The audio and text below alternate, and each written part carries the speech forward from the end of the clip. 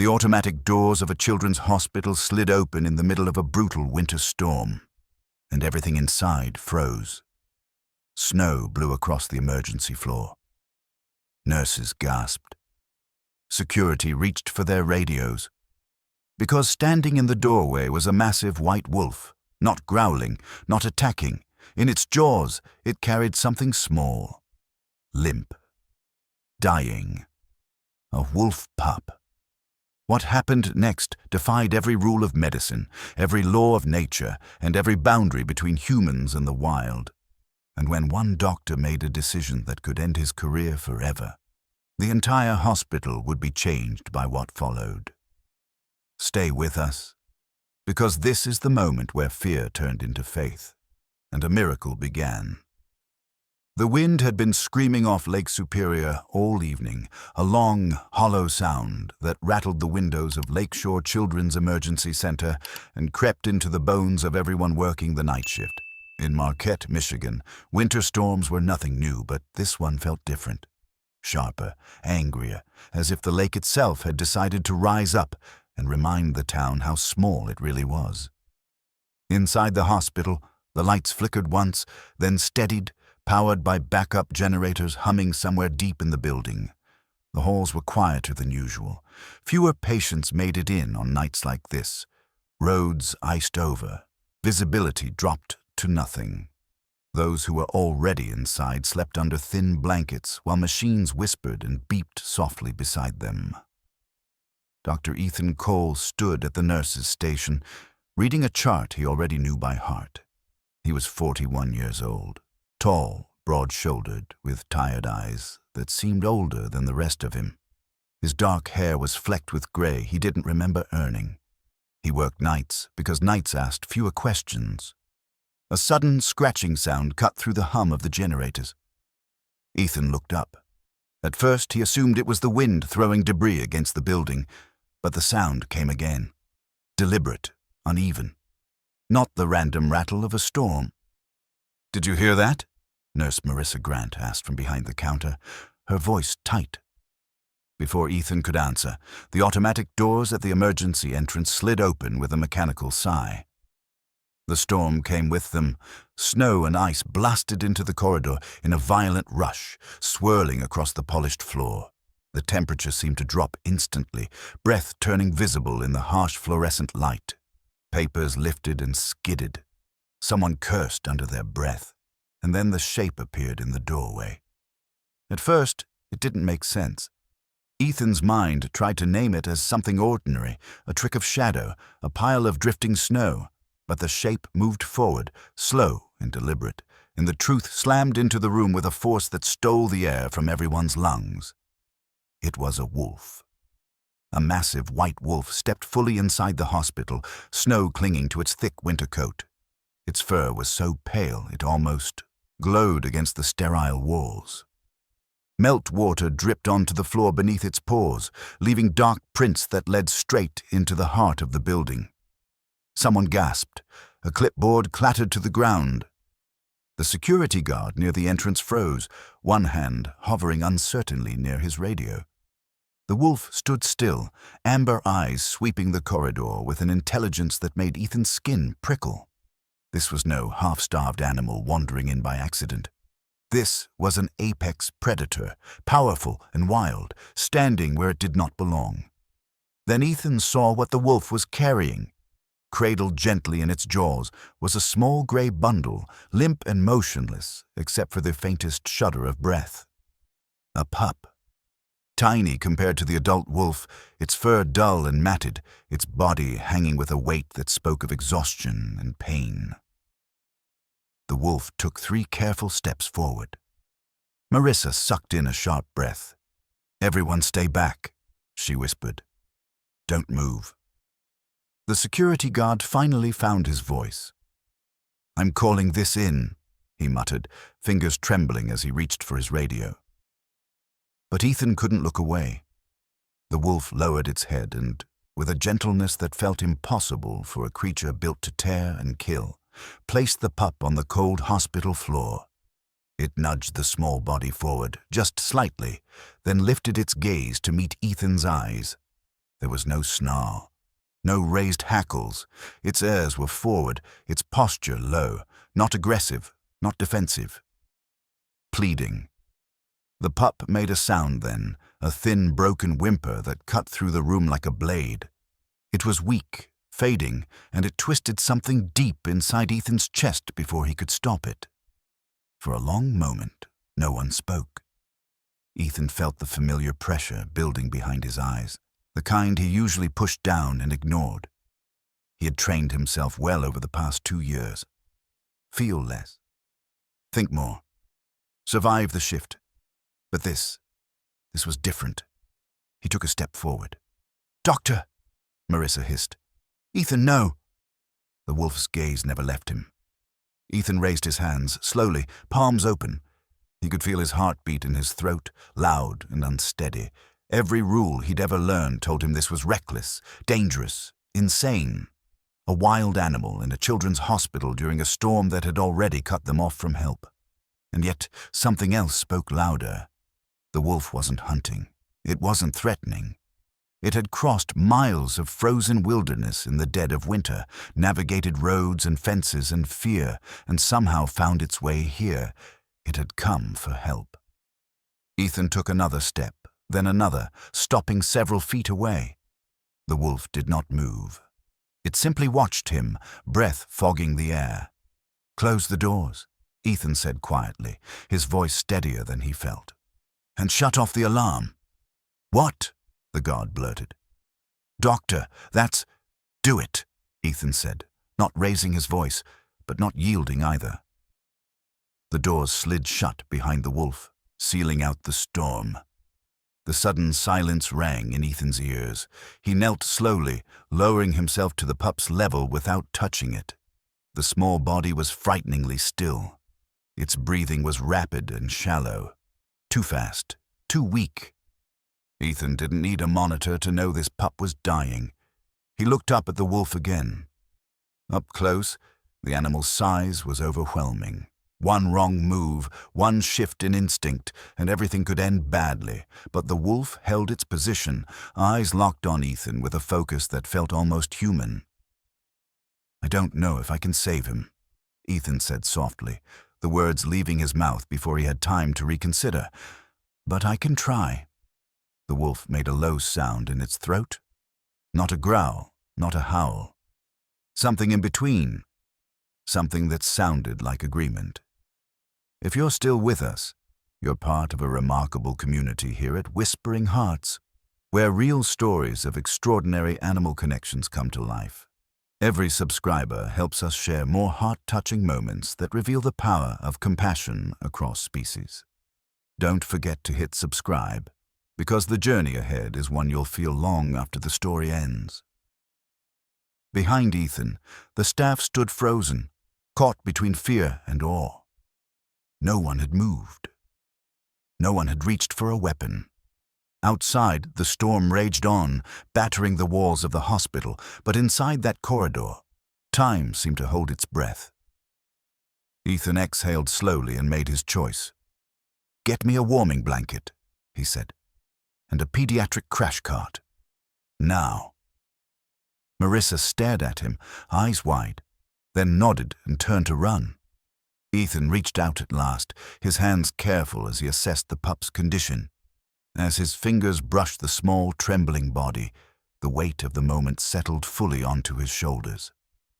This wasn't just a wild animal. This was someone's child.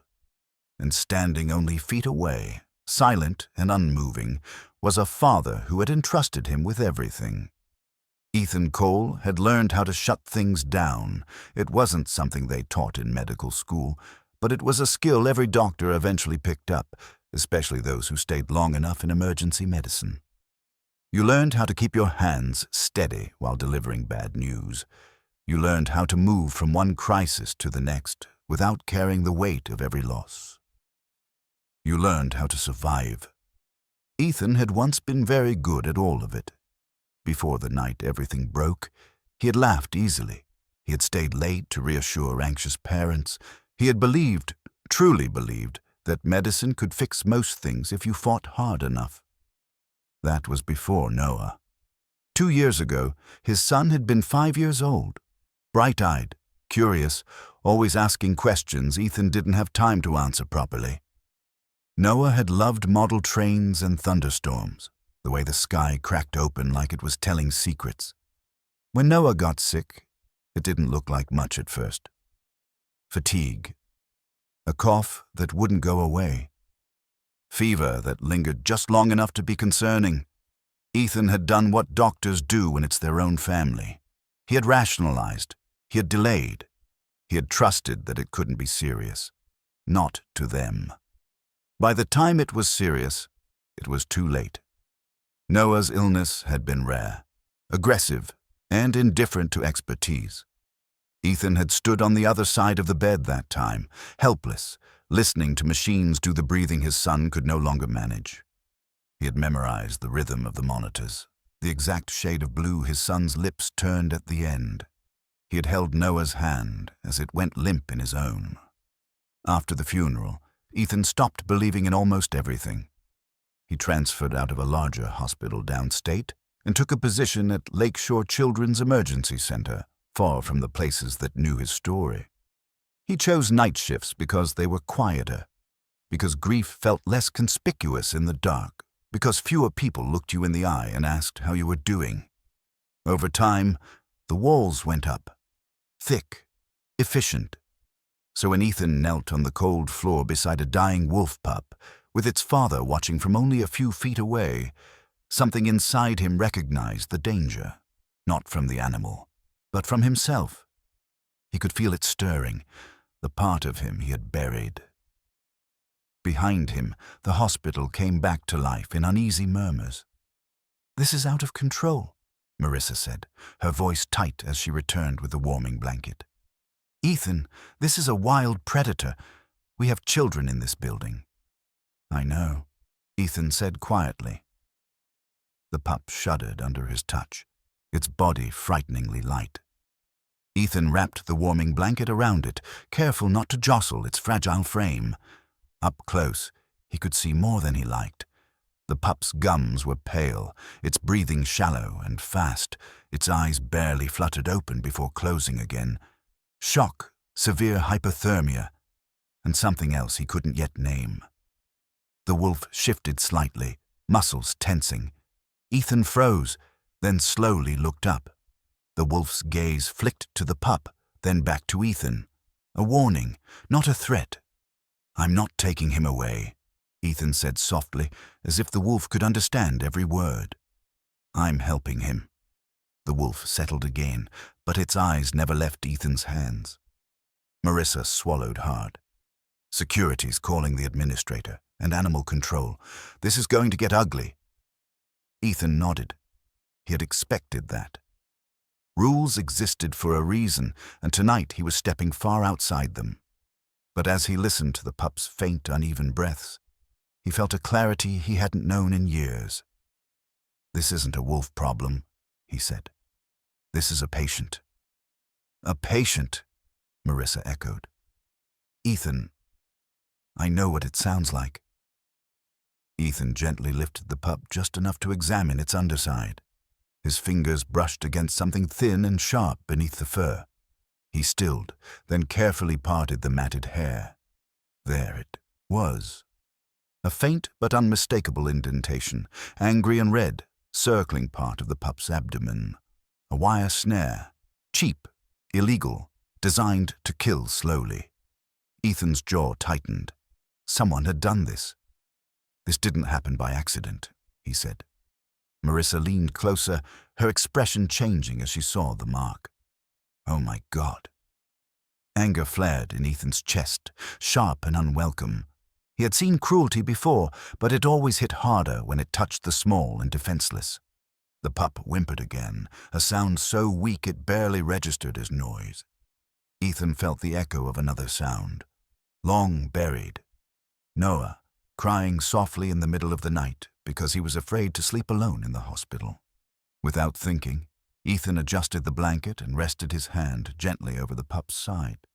The tiny heart fluttered beneath his palm, fast and fragile. "I've got you," he murmured. The wolf leaned forward just an inch, nostrils flaring. Ethan didn't pull away. For the first time in 2 years, he didn't want to. "Dr. Cole," the security guard called from the end of the corridor.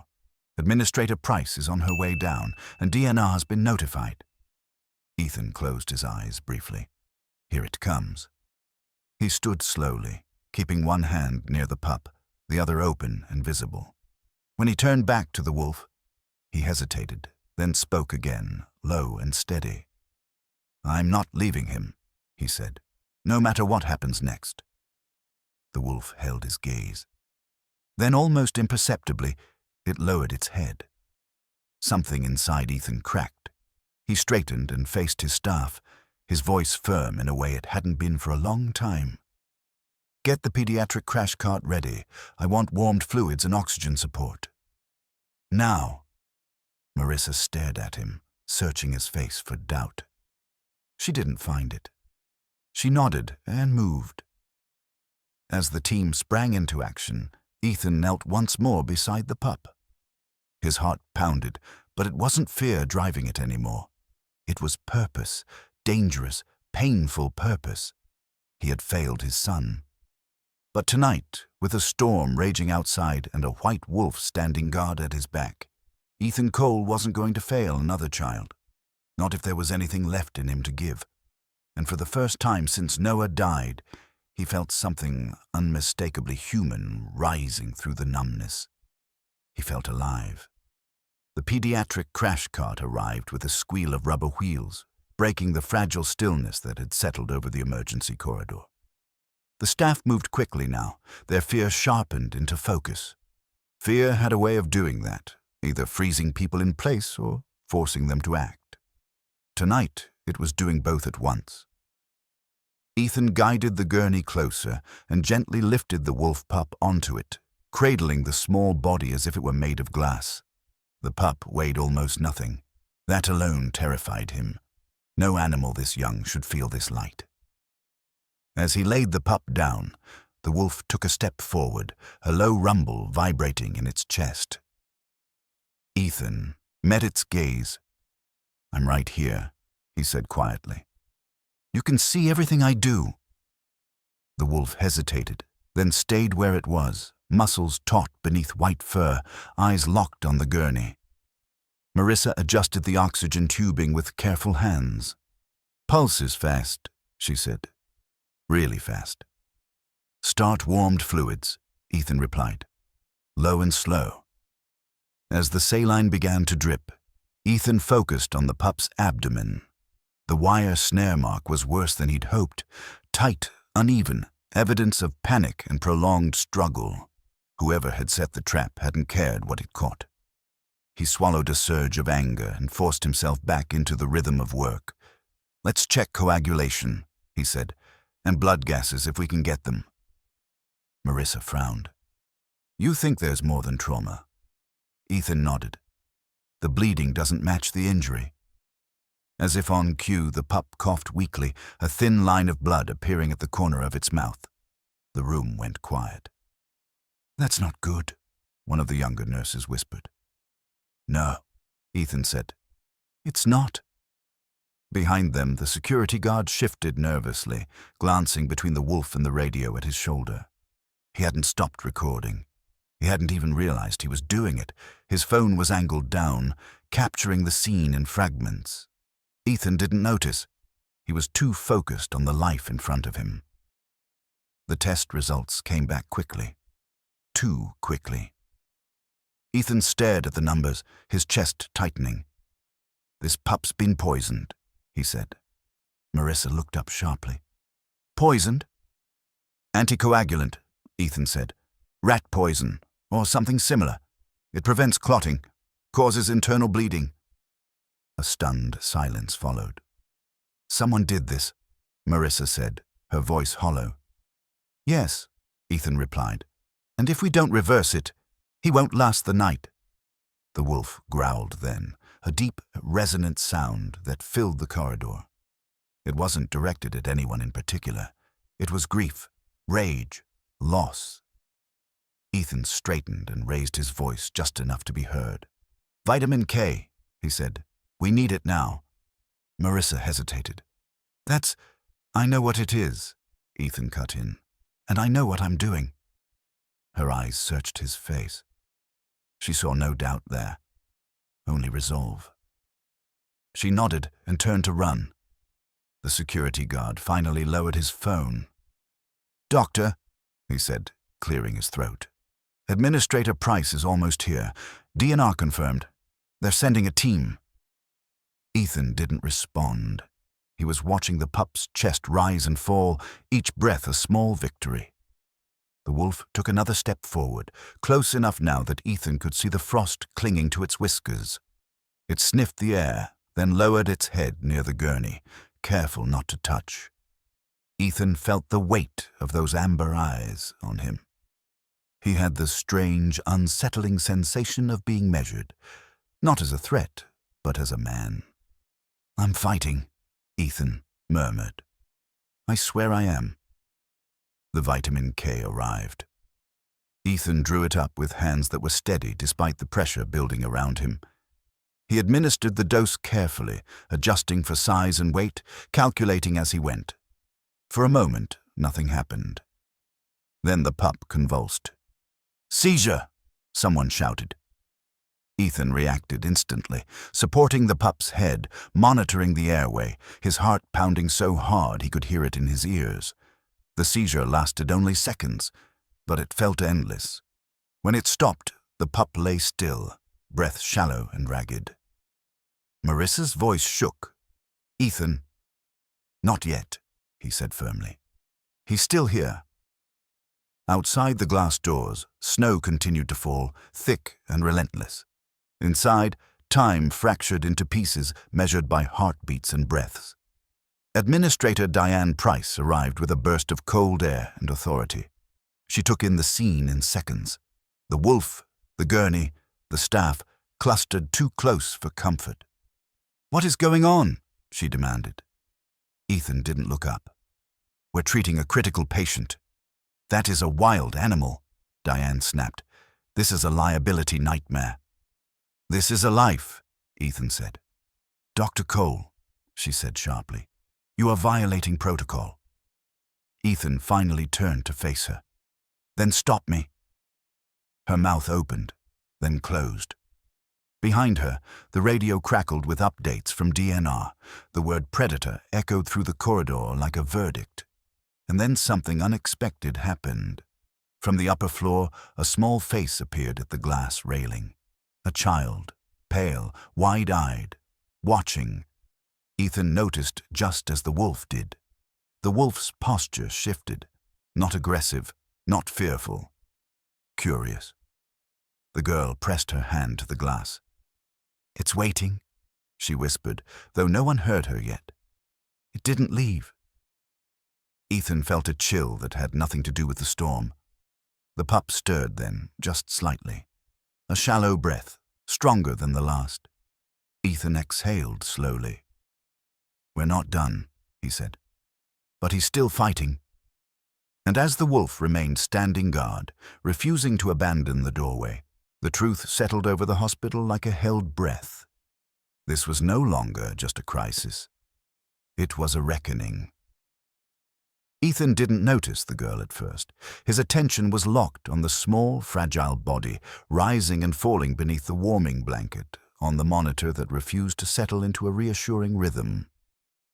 The wolf pup had stopped convulsing, but its breathing was still shallow, uneven, as if every breath required negotiation. The corridor had grown crowded without anyone meaning to crowd it. Nurses lingered near doorways. Security hovered at a careful distance. Administrator Diane Price stood rigid with her arms crossed, her presence sharp and uncomfortable, like a blade pressed too close to skin. And above it all, the white wolf remained. It had shifted closer to the glass doors that separated the emergency entrance from the main hall, positioning itself so it could see both Ethan and the pup. It did not lie down. It did not pace.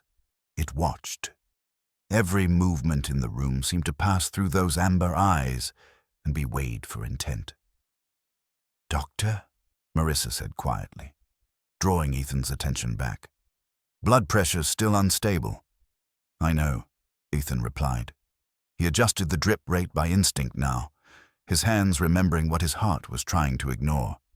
Give it time. Diane exhaled sharply. We don't have time. I just got off the phone with DNR. They're mobilizing a team. Ethan didn't look at her. He won't survive transport. That's not your call, she snapped. Ethan straightened then, slowly, deliberately, and finally met her gaze. It became my call when he was brought through those doors. Before Diane could respond, a small voice cut through the tension. Mom? Everyone turned.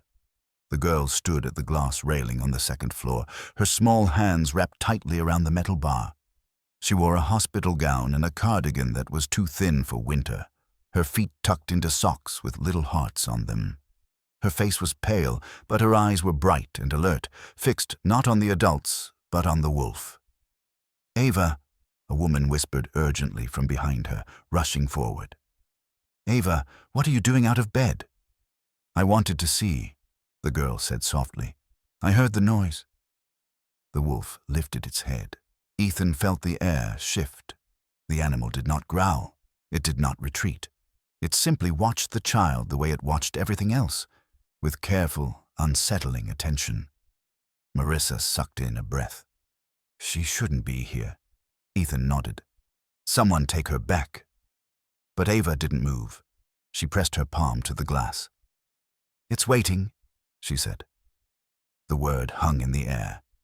Her mother reached her side, wrapping an arm around her shoulders.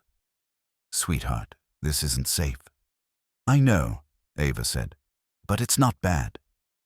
Ethan looked up at her fully now. There was something in her voice, certainty, quiet and unafraid, that made his chest tighten. What do you mean? He asked gently. Ava turned her gaze to him, then back to the wolf. It brought its baby, she said, as if explaining something obvious. Like you do when someone's hurt. Her mother's eyes filled with tears. Ava, please. I saw it, Ava insisted. It didn't run away. Ethan felt the echo of another voice, years ago, asking him why storms were loud, why doctors wore masks, why things had to hurt before they healed. He climbed the few steps toward the railing, careful not to startle the wolf. What's your name? He asked. Ava Miller. Ava, he said softly. You need to go back to your room.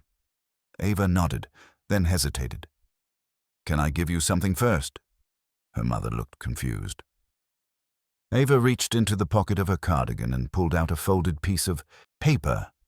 She leaned over the railing and let it flutter down. Ethan caught it before it hit the floor. It was a drawing, crayon and pencil, uneven lines and bold colors. A white wolf stood in front of a building with glowing yellow windows. Snow fell from a dark sky, but inside the building, everything was warm. That's him, Ava said. And that's here. Ethan swallowed hard. You drew this? She nodded. I was scared. Drawing helps? He nodded too. It's beautiful. As if on cue, the wolf lowered itself slightly, resting its front legs on the floor. The movement was small, deliberate, submissive. A murmur rippled through the staff. Diane stared, her expression faltering for the first time. This is unbelievable. The moment shattered as the monitor alarm spiked again. Ethan spun back to the gurney. The pup's breathing had worsened, chest fluttering rapidly, then stalling. No, Ethan said under his breath. Come on. He adjusted the oxygen, checked the IV site. The gums were paler now. The bleeding hadn't stopped. Marissa's voice trembled. The vitamin K isn't enough, not fast enough. Ethan's mind raced. He saw Noah's face, the way hope had flickered and died on a monitor just like this. He felt the familiar pressure, the instinct to brace for loss. But then he felt something else. Anger, purpose, refusal. Prepare another dose, he said. Adjust it. Marissa stared at him. Ethan, I know, he said. I know exactly what this means. Diane stepped forward. "You will not." "I will," Ethan cut in, his voice sharp enough to silence the room. "Because if I don't, he dies, and I won't stand here and watch that happen again." The word again slipped out before he could stop it. The wolf rose, stepping closer to the glass, eyes locked on Ethan, not threatening, waiting. Ethan drew up the medication, his hands steady despite the weight pressing down on him from every side. He administered the dose carefully, murmuring words he wasn't sure anyone else could hear. "Stay with me," he whispered. "Please." The seconds stretched, then, slowly, the monitor eased. The frantic spike softened. The pup's breathing steadied, just a fraction, but enough to notice. Marissa let out a shaky breath. "It's working." Ethan sagged slightly, catching himself on the edge of the gurney. Above them, Ava smiled. "He's not done yet," she said quietly. "Neither are you." Security cleared their throats. Diane said nothing, and through the glass, the white wolf remained exactly where it was, as if it had known all along that this moment, this fragile turning point, was the one that mattered most. The first real calm of the night lasted less than 10 minutes. Ethan knew better than to trust it. He had seen this pattern too many times. Patients who rallied just enough to make you believe, just enough to let hope in before everything came crashing down again. Still, as he watched the wolf pup's breathing settle into a steadier rhythm, he allowed himself a single quiet breath. The calm broke with the sound of rotors. At first it was distant, a low thrum barely audible beneath the storm. Then it grew louder, heavier, rattling the windows and vibrating through the floor. Conversations died mid-sentence. Heads turned toward the ceiling. Marissa swore softly. "That'll be DNR." Administrator Diane Price straightened as if the sound had summoned her spine back into place. "Good," she said. "This ends now." Ethan didn't answer. He adjusted the IV line again, his attention fixed on the pup. The small body was still frighteningly fragile, chest rising and falling beneath the blanket like a bird fighting for air. The wolf sensed the change immediately. It stood, muscles coiling beneath its white fur, ears angling toward the sound from above. A low warning rumble rolled through its chest, not loud, but unmistakable. "Easy," Ethan murmured, glancing toward it. "Nobody's taking him yet." Diane stepped closer, heels clicking sharply against the floor. "Dr. Cole, you have gone far beyond your authority. This animal is not a patient. It is a dangerous predator." Ethan looked up at her, eyes hard. "It hasn't hurt anyone." "Yet," she snapped, "and if something happens, if a child gets hurt, it will be on all of us." "It will be on you," Ethan said evenly, "if you force us to move him before he's stable." The doors at the end of the corridor burst open as 2 Michigan DNR officers came in, snow clinging to their jackets. Behind them followed a local sheriff's deputy, his expression tense as his gaze landed on the wolf. Both officers froze. "I'll be damned," one of them muttered. "That's a big one." The wolf met their stare without flinching. "Who's in charge here?" the taller officer asked. "I am," Diane said quickly. "Administrator Diane Price. This facility is not equipped to handle a wild animal. We need it removed immediately." The officer nodded slowly, eyes never leaving the wolf. "Ma'am, we can tranquilize it, but in this weather, transport's going to be rough." "And the pup?" Ethan asked. The officer finally looked at him. "What about it?" "He won't survive separation," Ethan said. "Not right now." The officer hesitated. "Doctor, I understand your concern, but protocol doesn't stop internal bleeding," Ethan interrupted. The second officer shifted uncomfortably. "Sir, we're not here to debate medicine. If that animal becomes aggressive—" "It hasn't," Ethan said, "and it won't." Diane's voice cut through them all. "This is not a discussion. The pup will be handed over, and the adult will be sedated and removed. That's final." Ethan felt something snap inside him. "No," he said. The word landed heavily in the room. Diane turned sharply. "Excuse me."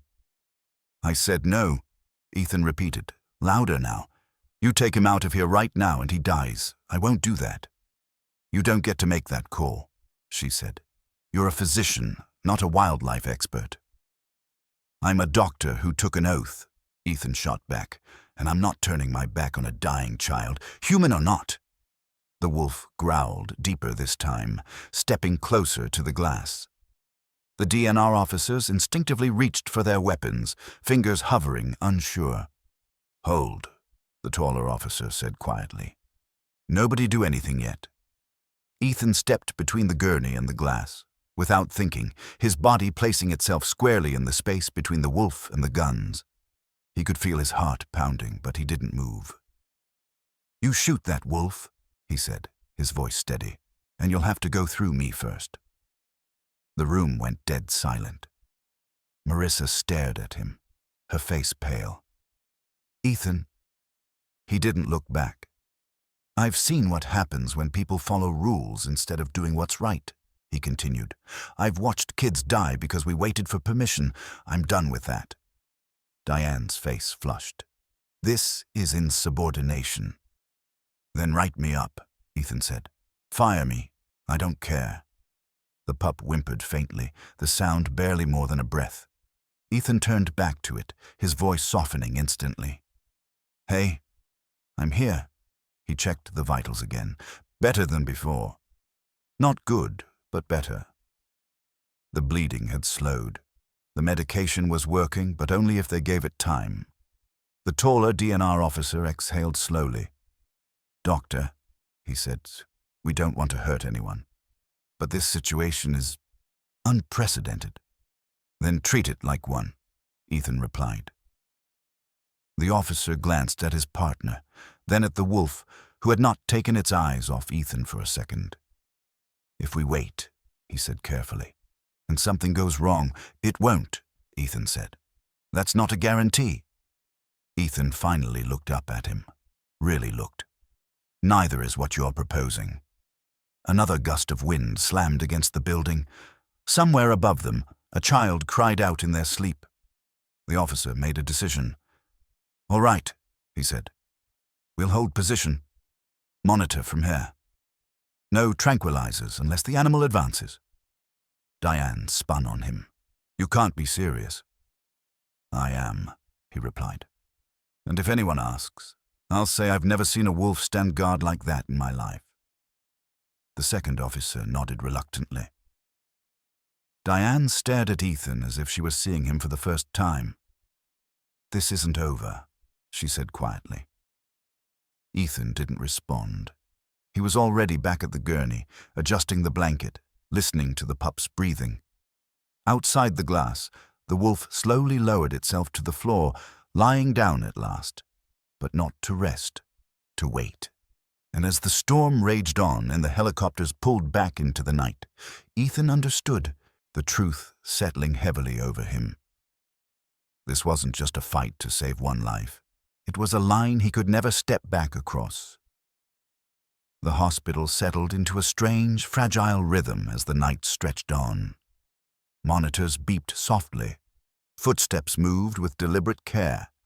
Conversations dropped to whispers, as if raising voices might shatter the delicate balance holding everything together. Outside, the storm continued to rage, but inside the emergency wing, time felt suspended, caught between what had already been lost and what might still be saved. Ethan sat on a low stool beside the gurney, his elbows resting on his knees, one hand never leaving the wolf pup's side. The small body was warmer now, the trembling less violent, but the fight was far from over. Every few minutes, Ethan checked the vitals, his eyes trained to catch even the slightest change. Across the glass, the white wolf remained. It had lain down at last, its massive body curled on the cold tile near the entrance. Its head rested on its paws, but its eyes stayed open, fixed on Ethan and the pup with unwavering focus. The DNR officers stood several yards away, weapons lowered but ready, unsure what to make of a predator that chose patience over flight. Marissa approached quietly, handing Ethan a cup of lukewarm coffee. "You should drink something," she murmured. He shook his head. "I'm fine." She didn't argue.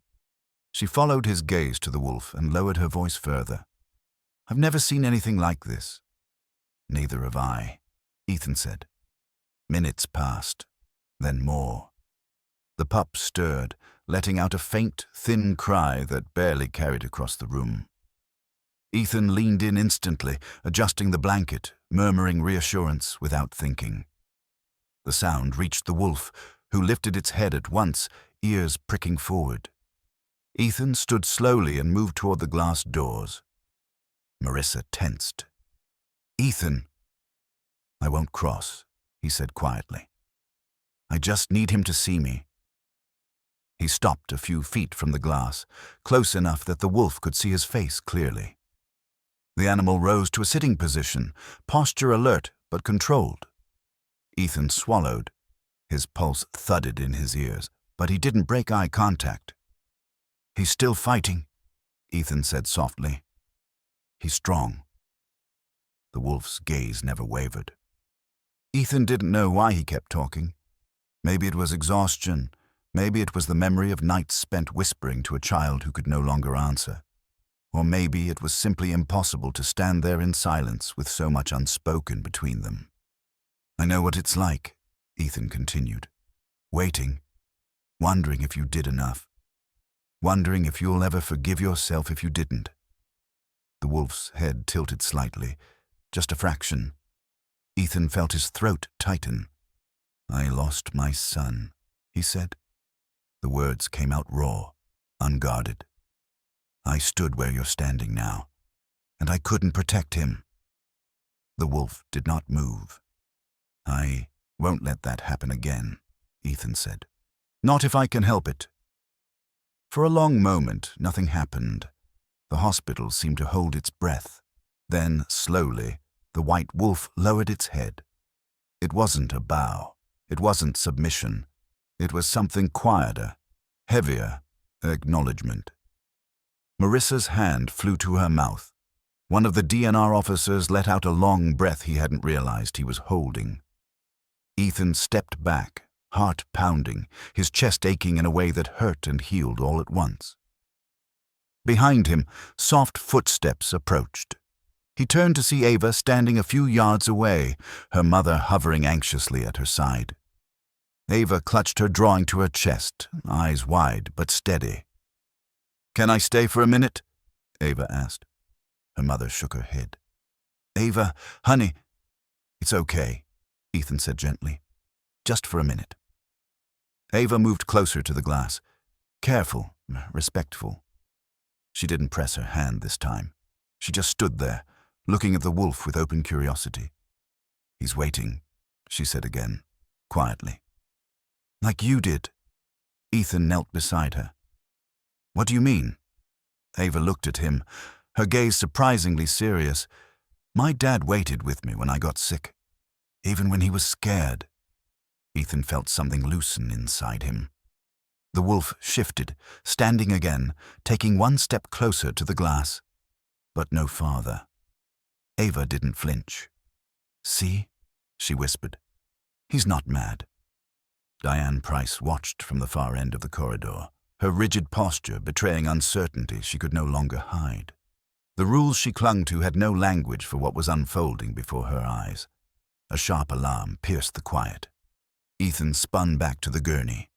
The pup's vitals spiked, then dipped, too fast, too sudden. "No," Ethan said, moving instantly. "Come on, stay with me." The pup's body stiffened, a small tremor running through it. "Seizure activity," Marissa said, her voice tight. Ethan adjusted the medication, his hands moving on instinct honed by years of crisis. "Stay with me," he whispered, his voice breaking despite himself. "Please." Seconds dragged by, cruel and endless. Then, slowly, the tremor eased. The pup's breathing steadied. The monitor settled into a rhythm that, while still fragile, was unmistakably alive. Marissa exhaled shakily. He's stable. Ethan sagged back against the gurney, pressing his forehead briefly to the edge, fighting the burn behind his eyes. He's going to make it through the night, he said, more to himself than anyone else. Outside the glass, the white wolf lifted its head and released a low, haunting sound. Not a howl of fear, but something softer, something that carried relief. Ava smiled, tears shining in her eyes. "I told you," she whispered. Ethan looked at the wolf again, and for the first time since Noah died, the pain in his chest was joined by something else. Hope. Fragile. Hard-won, but real. And as the wolf lay back down, settling into its vigil once more, Ethan understood that whatever happened next, whatever consequences waited for him in the daylight, this night had already changed him forever. Dawn crept in slowly, pale and reluctant, as if unsure whether it was welcome after the long night it was replacing. The storm had weakened, though the wind still scraped against the hospital walls like a final warning. Inside, the emergency wing looked much the same as it had hours earlier. Tired faces, half-empty coffee cups, eyes red from strain. But something fundamental had shifted. The fear was still there, yes, but it was no longer alone. It shared space with awe, with uncertainty, and with the quiet awareness that everyone present had witnessed something they would carry for the rest of their lives. Ethan hadn't left the wolf pup's side. The small body lay curled beneath the warming blanket, breathing steadily now, each rise and fall a hard-earned victory. The bleeding had slowed to a near stop. The poison was losing its grip. Not gone, but retreating. Marissa approached with fresh vitals, her voice low. "He's holding," she said. Better than holding, actually. Ethan nodded, though he barely heard her. His gaze drifted, unbidden, to the glass doors. The white wolf still lay there, unmoving, head up, eyes open. Waiting. Diane Price stood nearby, her posture rigid, her phone pressed to her ear as she spoke in clipped tones. She glanced toward Ethan more than once, her expression tight with frustration and something dangerously close to defeat. Ethan knew what she was saying. Liability, protocol, reports, consequences. He also knew something else. This couldn't end the way she wanted it to. Ethan straightened slowly and turned toward the DNR officers, who had remained on site through the night. They looked just as exhausted as everyone else, their authority dulled by what they'd seen. "Can I speak with you?" Ethan asked. The taller officer hesitated, then nodded. "Go ahead." Ethan gestured toward the side room off the corridor. "Privately." Diane bristled. "You don't have authority." "I'm not asking permission," Ethan said calmly. "I'm asking for 5 minutes." Something in his tone made her stop. Inside the side room, the air felt thick and stale. Ethan closed the door behind them and reached into his pocket, pulling out a sealed evidence bag. "I need you to look at this," he said. The officer frowned as Ethan placed the bag on the table and slid it forward. Inside were the thin coils of wire they'd carefully removed from the pup's abdomen, along with swabs and documentation Ethan had compiled during the night. "This isn't just a wolf that wandered in," Ethan continued. "This pup was caught in an illegal snare and poisoned with anticoagulants. Someone set this up. Intentionally." The officer studied the contents, his expression darkening. "You're sure?" "I'd stake my license on it," Ethan said. "And my job." The officer looked up. "Why are you showing us this?" "Because if you take that wolf away right now," Ethan said evenly, "you're not solving a problem. You're covering one up. The real danger isn't the animal lying by that door. It's the person out there setting traps that don't care what they kill." Silence settled between them. Finally, the officer exhaled. "You're asking us to change the narrative." "I'm asking you to tell the truth," Ethan replied. And to give us time, 48 hours, let the pup stabilize. Let wildlife rescue coordinate transport safely.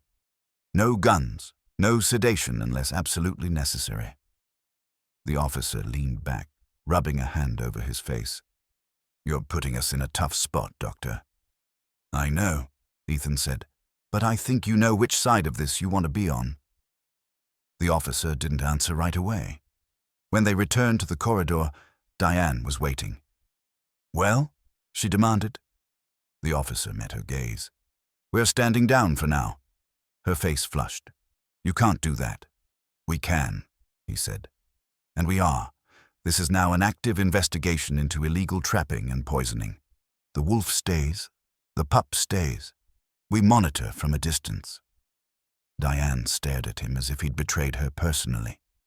This hospital will be exposed to enormous risk. Ethan stepped forward. I'll take that risk. You? She snapped. You think that absolves the institution? I think, Ethan said calmly, that sometimes leadership means standing behind the right decision, even when it scares you. The corridor was very quiet. Ava stood near the glass railing again, her mother beside her. She held her drawing in one hand, her eyes fixed on the wolf. When the officer nodded toward the glass, signaling the standoff was over, Ava let out a small, relieved breath. He's not going to leave, she said softly. No, Ethan replied. Not yet. The hours that followed passed in careful, measured steps. Wildlife rescue was contacted. Calls were made, arrangements discussed. The pup slept, waking only to drink and breathe and cling stubbornly to life. Outside, the wolf never moved far. By late morning, word began to spread beyond the hospital walls. Someone had shared a clip online.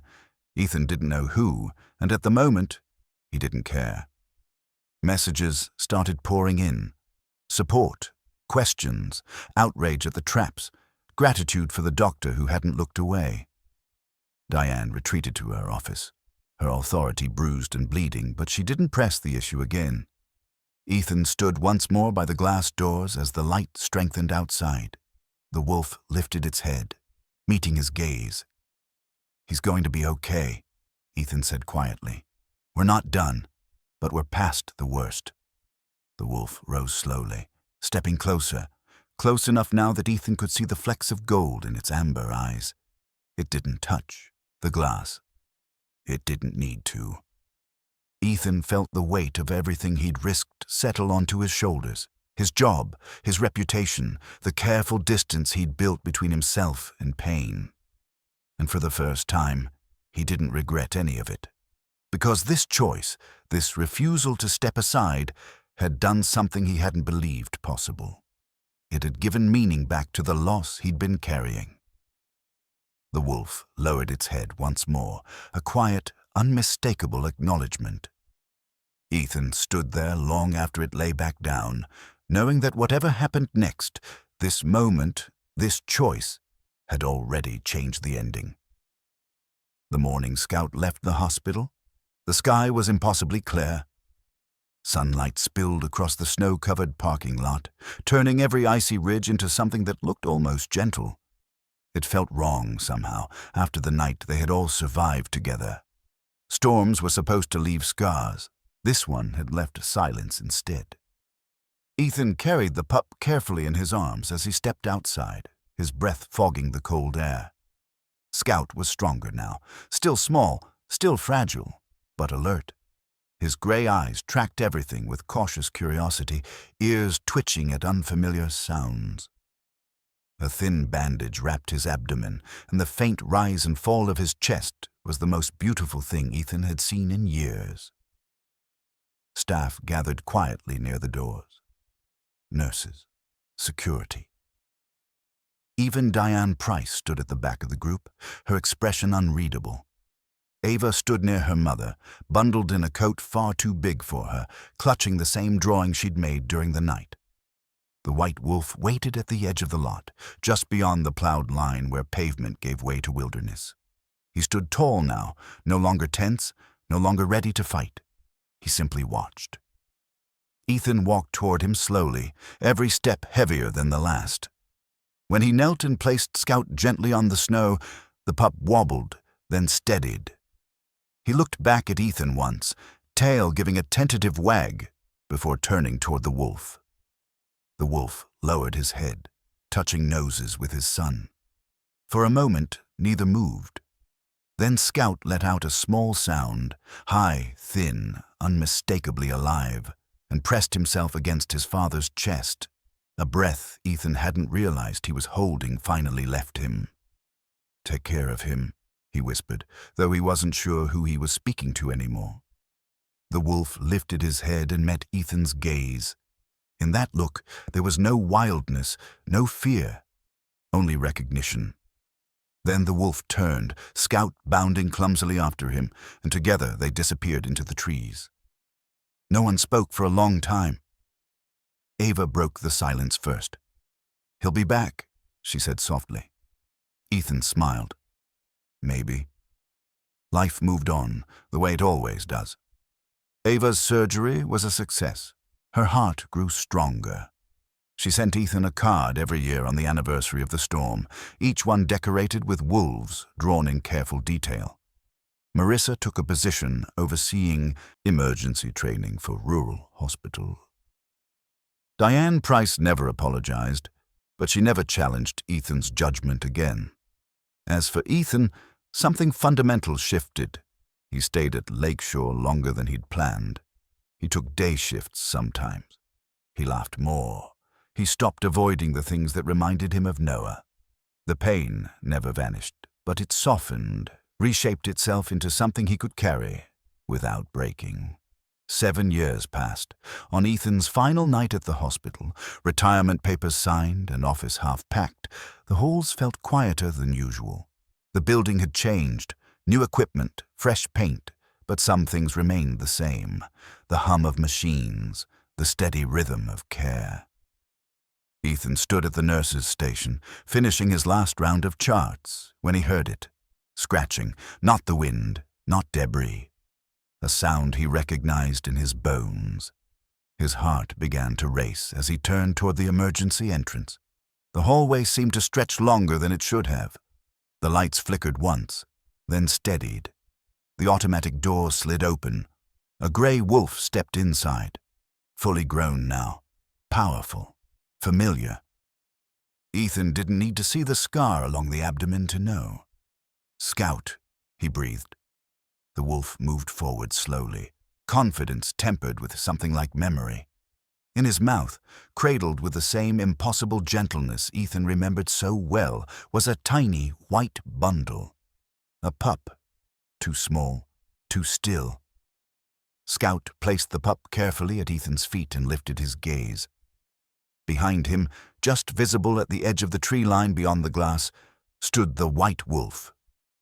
Older now. His movements slower, but his eyes were sharp, fixed on the man who had once saved his son. Ethan knelt, hands trembling as he lifted the tiny pup. The heartbeat fluttered faintly against his palm. "Okay," Ethan whispered. "Okay, I know what to do." Scout stepped back, lowering himself to the floor near the doors, settling into a position Ethan recognized immediately.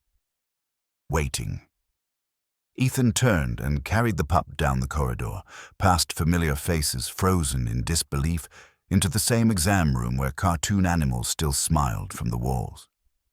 He laid the pup down gently and began to work, hands steady, mind clear. He felt no fear, only purpose. Outside the glass, Scout lay down beside his aging father.